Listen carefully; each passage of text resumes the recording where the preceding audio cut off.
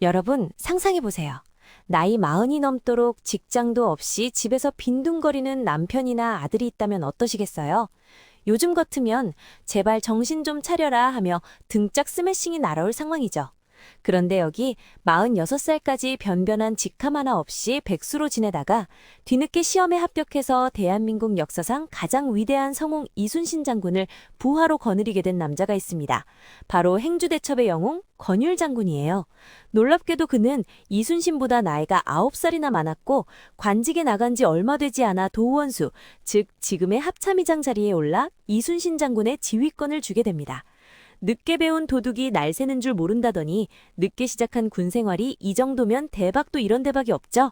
하지만 그 화려한 성공 뒤에는 우리가 몰랐던 처절한 인간미와 눈물겨운 사랑 이야기가 숨어 있습니다. 오늘 이 남자의 반전 드라마를 하나씩 파헤쳐볼까요? 담장 너머로 떨어진 감나무, 사위 이항복과의 첫 만남. 권율 장군과 그의 사위 오성대감 이항복의 인연은 아주 유명한 감나무 사건에서 시작됩니다. 어린 시절 이항복의 집 감나무 가지가 권율의 집 담장을 넘어갔는데 권율의 집 하인들이 그 가지에 열린 감을 자기들 것이라며 따갔던 거죠. 이때 꼬마 이항복이 권율의 방에 불쑥 팔을 밀어넣으며 물었답니다. 이 팔이 누구 팔입니까? 권율이 어이없어하며 네 팔이지 누구 팔이겠느냐라고 답하자 이항복은 그런데 왜 담장을 넘어간 우리 집 감은 대개 것이라고 하십니까? 라고 되물었죠. 이 당돌하고 영특한 소년에게 반한 권율은 그 자리에서 내 사윗감이다 라며 찌문했다고 해요. 요즘으로 치면 동네 꼬마의 천재성을 알아보고 장기 투자를 결정한 셈인데 권율의 안목이 정말 대단하지 않나요? 여보, 나 시험 공부 떼게 치울까? 아내의 눈물로 세운 행주치마. 권율 장군의 인생에서 가장 충격적인 반전은 그가 엄청난 애처가였다는 사실이에요. 사실 권율 장군은 명문가 중에 명문가 자제였습니다. 아버지가 영의정이었거든요. 요즘으로 치면 대통령 비서실장이나 총리의 아들인데 40이 넘도록 고시 공부만 하고 있으니 주변의 시선이 어땠겠어요. 저 집 아들은 머리가 나쁜가 봐. 아버지 백도 못 쓰나? 하는 비아냥이 쏟아졌을 겁니다. 그때마다 권율의 곁을 지킨 건 그의 아내 창녕 조씨 부인이었습니다. 쌀독이 비어가는 소리를 들으면서도 남편의 길을 살려주려 애썼던 그녀의 헌신은 현대의 내조와는 비교도 안 될 만큼 눈물겨웠죠. 행주대첩 때 부녀자들이 치마에 돌을 날랐다는 행주치마 전살. 사실 그 바탕에는 남편 권율을 향한 아내의 깊은 사랑과 신뢰가 깔려 있었다고 봐도 무방할 겁니다. 남편이 늦깎이로 전쟁터에 나갔을 때 아내의 심정은 어땠을까요? 매일 밤 정한수를 떠놓고 제발 살아서 돌아만 오게 해달라고 빌었던 그 간절함이 행주산성의 기적을 만든 건 아닐까요? 잠깐 쉬어가는 의미로 영상 재미있게 보고 계신다면 구독과 좋아요 부탁드릴게요. 여러분의 클릭 한 번이 역사 속 영웅들을 다시 살려냅니다. 자, 계속 가볼까요? 46살이라는 나이는 지금으로 치면 은퇴를 고민할 시기죠. 그런데 권율은 이 나이에 문과에 급제했어요. 그것도 무관이 아니라 문관으로 시작했어요. 요즘으로 치면 대기업 부장급 나이에 신입 인턴으로 들어간 셈인데 이게 얼마나 자존심 상한 일이었겠어요. 자기보다 한참 어린 상사들에게 머리를 조아려야 했을 테니까요. 하지만 권율은 달랐습니다. 늦게 시작한 만큼 누구보다 치열하게 현장을 누렀어요. 특히 임진왜란이 터지자마자 그는 붓 대신 칼을 잡습니다. 문관 출신이 전략을 짜고 군대를 지휘한다? 주변에서는 공부만 하던 쇳냄이 뭘 알겠어 하며 비웃었을 겁니다. 하지만 권율은 그 고정관념을 보란듯이 깨부쉈습니다. 장인어른을 놀린 사위, 사위에게 당한 장인. 권율과 사위 이항복의 관계는 격이 없는 것으로 유명했습니다. 한 번은 이항복이 권율 장군을 골탕 먹이려고 장인어른 요즘 유행하는 노래가 있는데 가사가 장인어른은 바보라는 뜻입니다. 라고 속이고는 엉뚱한 노래를 가르쳐줬대요. 권율은 그것도 모르고 잔치상에서 그 노래를 흥얼거렸다가 망신을 당할 뻔했죠. 하지만 권율은 허허 웃으며 자네 덕분에 내가 오늘 사람들을 크게 웃겼구만 이라며 넘겼다고 합니다. 요즘 이런 쿨한 장인어른 보셨나요? 사위의 장난을 인격으로 품어주는 권율의 여유, 이게 바로 대인의 풍모죠. 내 사위가 이항복이라고? 명문가 집안의 화려한 인맥. 권율 장군의 집안 이야기를 들으면 입이 떡 벌어집니다. 그의 사위가 누구인지 아세요? 바로 오성과 한음으로 유명한 오성대감 이항복입니다. 장인과 사위가 나라를 구한 영웅이라니 요즘으로 치면 삼성가와 현대가가 사돈을 맺은 것보다 더 강력한 조합이죠. 이항복은 장인어른인 권유를 무척이나 따랐고 권율 또한 사위의 명석함을 아꼈습니다. 그런데 재미있는 항설이 있어요. 권율 장군이 늦게까지 벼슬길에 오르지 못할 때 사위인 이항복이 장인어른, 이제 그만 공부하시고 나가서 좀 노시죠 라고 농담을 던졌다는 기록이 있습니다. 장인과 사위가 친구처럼 지냈던 이 쿨한 관계, 현대의 고부 갈등이나 장서 갈등은 명함도 못 내밀 만큼 유쾌하지 않나요? 전장에서도 못 말린 부인 사랑, 내 칼보다 무서운 건 아내의 눈물. 권율 장군에게는 귀여운 약점이 하나 있으니 바로 아내 앞에선 꼼짝 못하는 공처가였다는 점입니다. 전쟁터에서는 만대군을 호령하던 도원수였지만 집에만 가면 아내의 잔소리에 고개를 푹 숙였대요.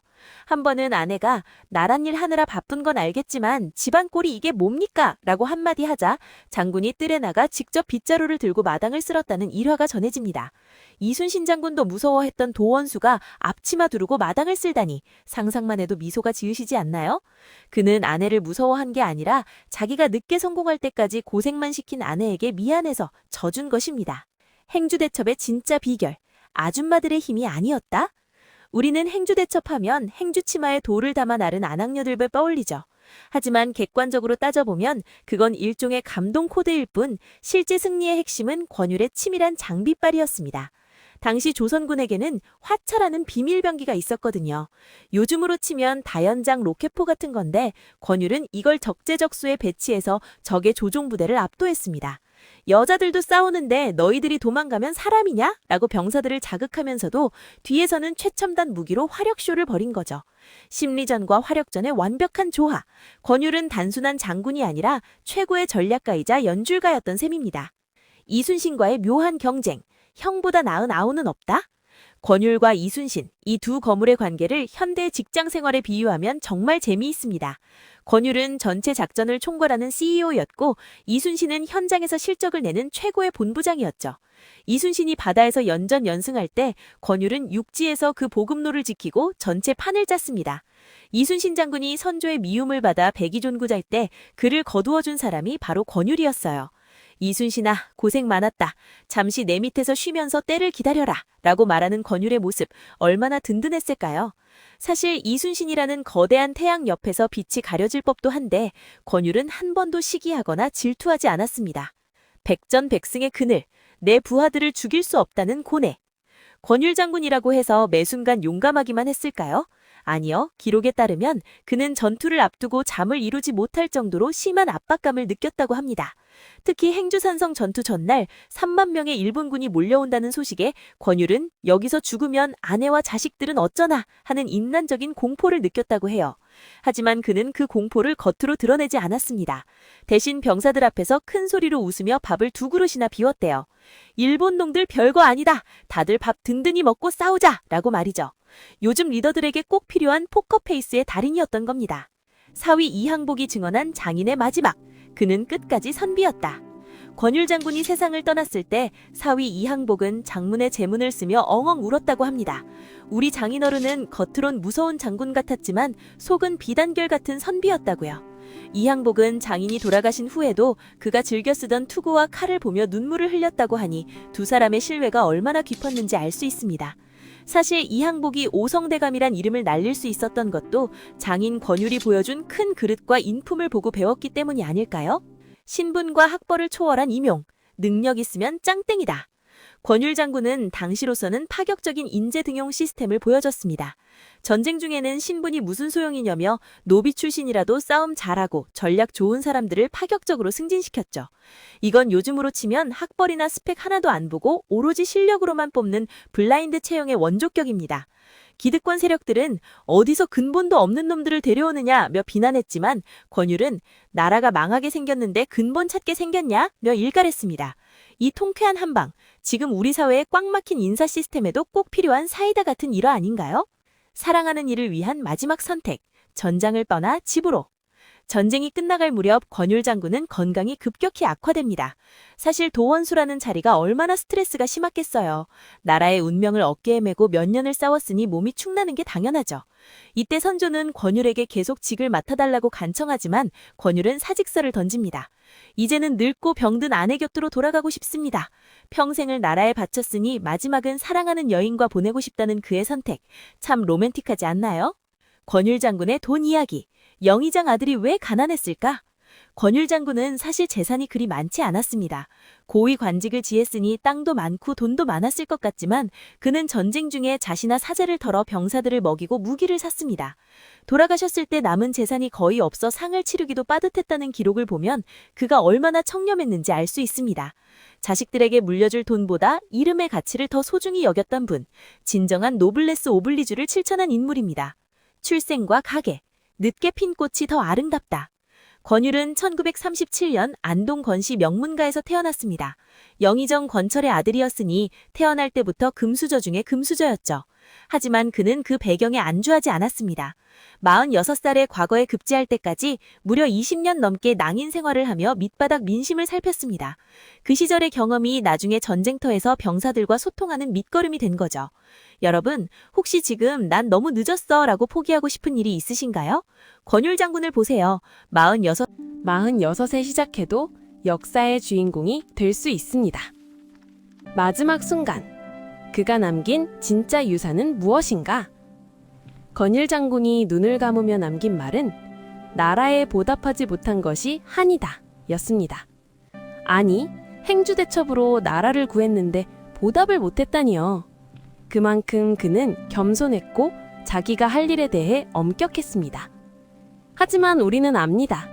그가 남긴 건 단순한 승리의 기록이 아니라 늦었다고 생각할 때가 가장 빠를 때다 라는 희망, 그리고 사랑하는 사람을 지키는 것이 곧 나라를 지키는 것이다 라는 따뜻한 진심이었다는 것을요.